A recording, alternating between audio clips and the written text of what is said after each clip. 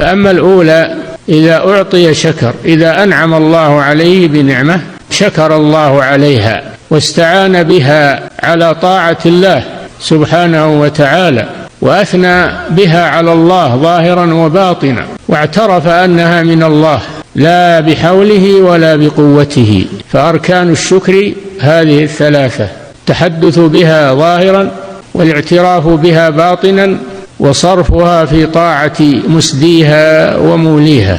هكذا تكون النعمة منحة من الله سبحانه وتعالى. وأما من لم يشكر فإن الله توعده بالعذاب الشديد: وإذ تأذن ربكم لئن شكرتم لأزيدنكم ولئن كفرتم إن عذابي لشديد. والشكر ليس باللسان فقط، ولكنه باللسان وبالقلب وبالأفعال في طاعة الله. اعملوا آل داود شكرا وقليل من عبادي الشكور.